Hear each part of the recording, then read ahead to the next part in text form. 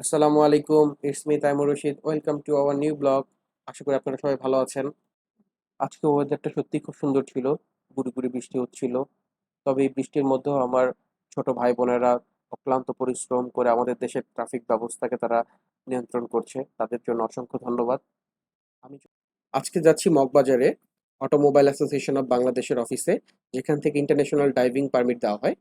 International driving পারমিটটা এই জন্যই প্রয়োজন, যারা দেশের বাইরে গিয়ে নিজেরা ড্রাইভ করে বিভিন্ন জায়গায় ঘুরতে চান।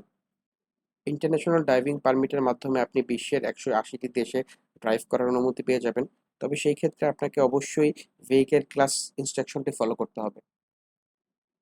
আপনারা যারা ড্রাইভিং পারমিটটি পেতে চান, তাদেরকে যেতে হবে outer circular road, Moghbazar convention সেন্টারের ঠিক পাশের বিল্ডিংটাতে। আপনারা যারা আবেদনটি করতে যাচ্ছেন, তারা অবশ্যই 10:30 থেকে 2:30টার মধ্যে এখানে আসবেন, কারণ 2:30টার পরে অফিসটি বন্ধ হয়ে যায়। আমি শেষ সময়ে গিয়েছি, তাই এখানে মোটামুটি ভিড় কম ছিল। আপনারা যারা ইন্টারন্যাশনাল ড্রাইভিং পারমিটের জন্য আবেদন করতে যাচ্ছেন, তারা এখানে আসলেও আবেদনপত্রটি পেয়ে যাবেন, অথবা ওদের ওয়েবসাইটে দেওয়া আছে, ওখান থেকে ডাউনলোড করে নিয়ে আসতে পারেন।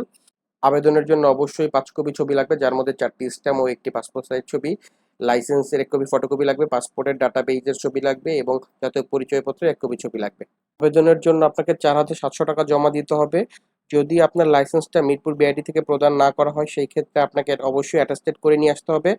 আর না হলে এখান থেকে অ্যাটাস্টেডের জন্য 1,000 টাকা জমা দিতে হবে।